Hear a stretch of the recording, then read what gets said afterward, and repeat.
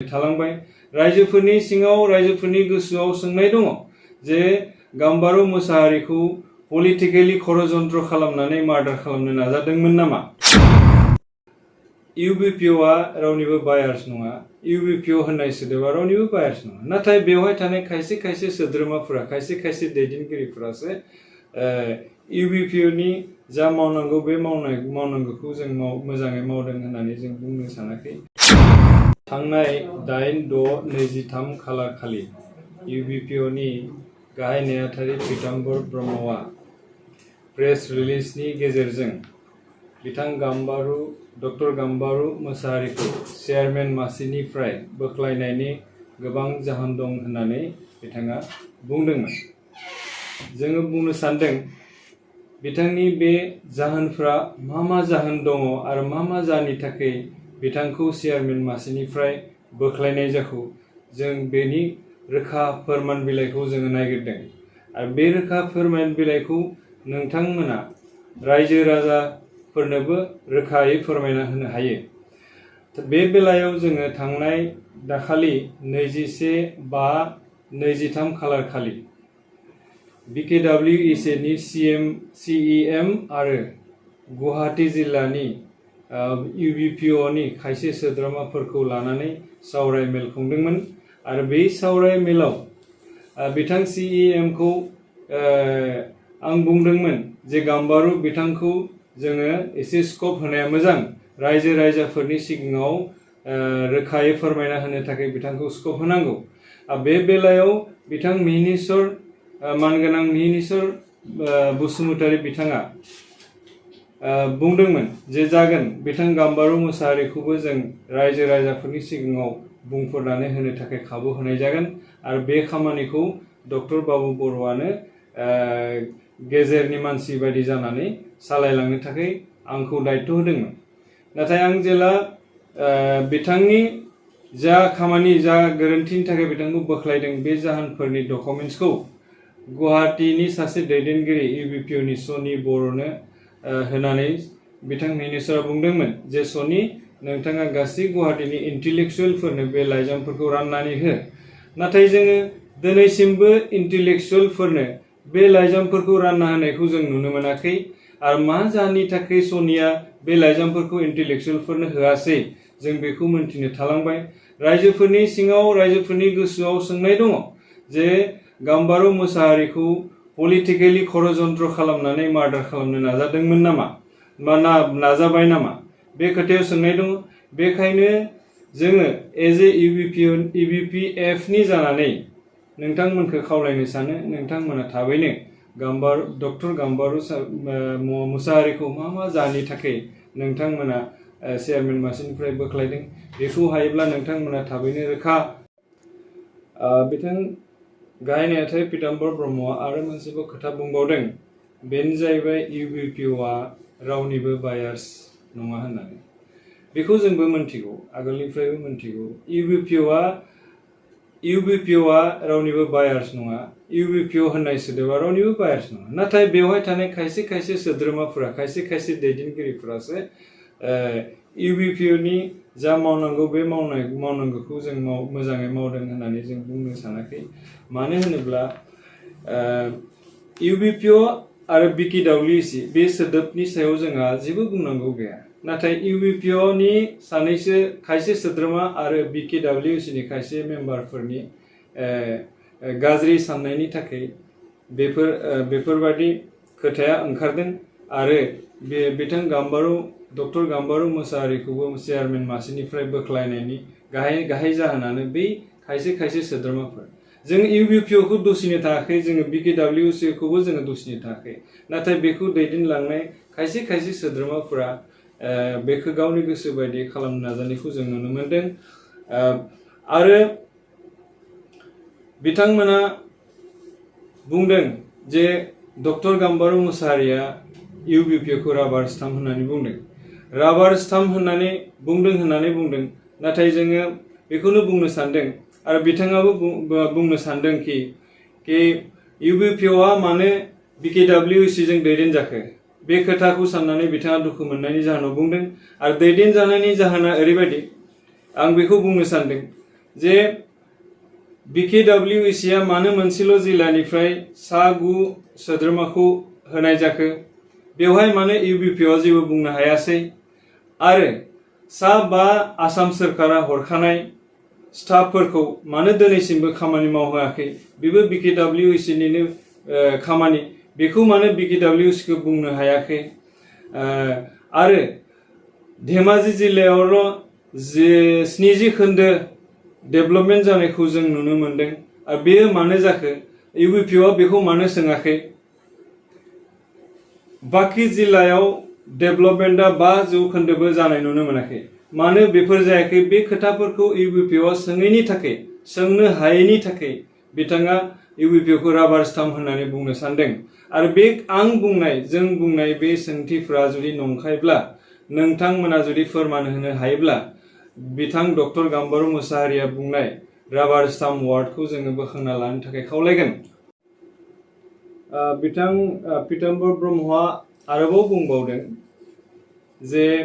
काउन्सिलनि सायाव सोरबा दुष्ट मानसिया गाम्बारुनि सायाव कमप्लेन होनानै काउन्सिलखौ केस होनो नागिरदों होननाय खोथाखौ जों नंखाय होननानै बुंगोन मानो होनब्ला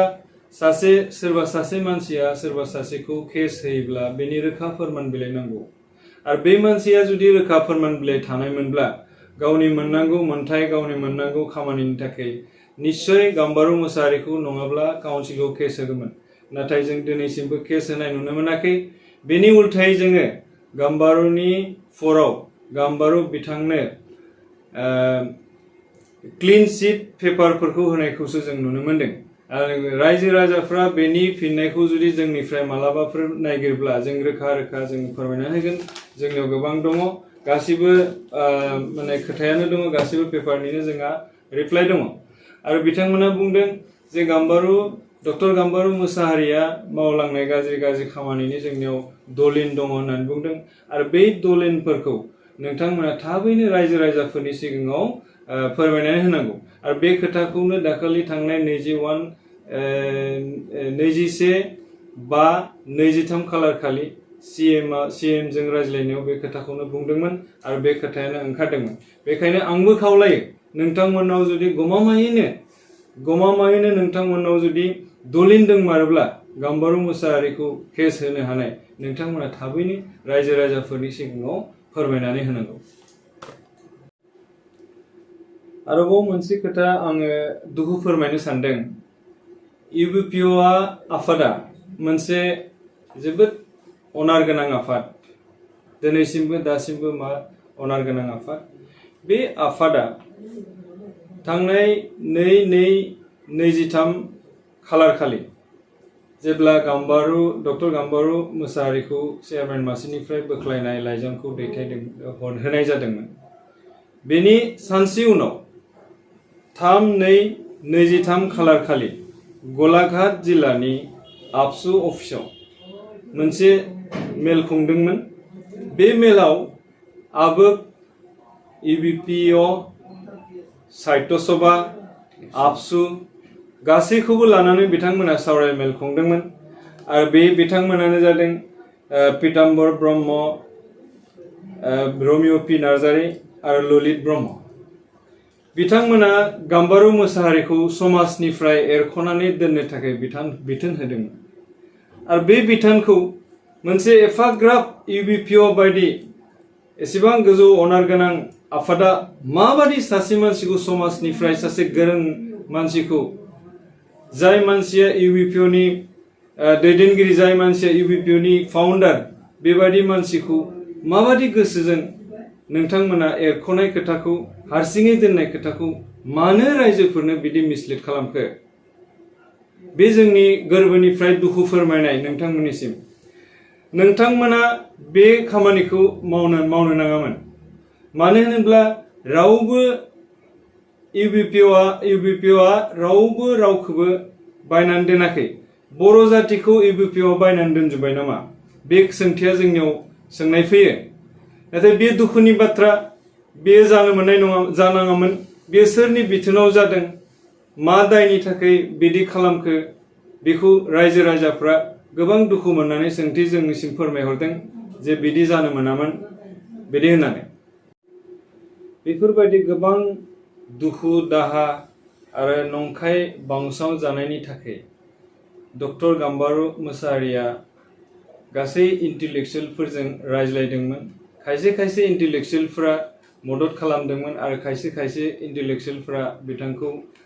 नागारदोंमोन थेवब्लाबो बिथाङा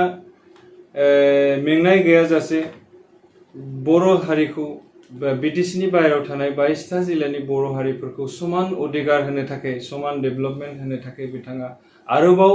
नाजानायजों मोनसे आफाद जों दानो गोनां जादोंमोन बे आफादानो जाबाय इउनाइटेड बड' पिपल फेडारेशन UBPF बेखौ जों दानो गोनां जादों जोंनि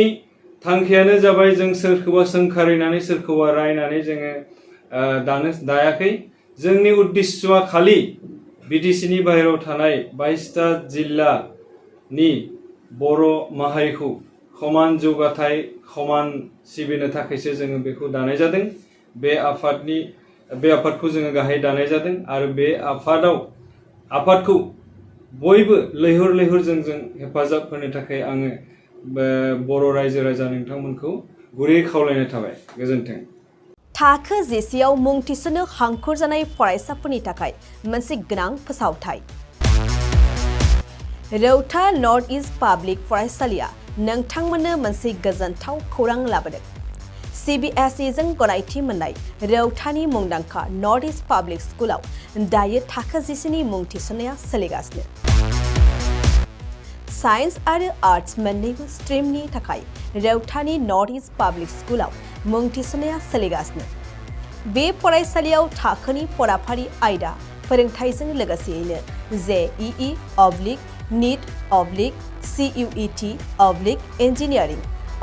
मेडिकेल एन्ट्रेन्स आनजादनि थाखाय उफ्रा फोरोंथायबो होनाय जायो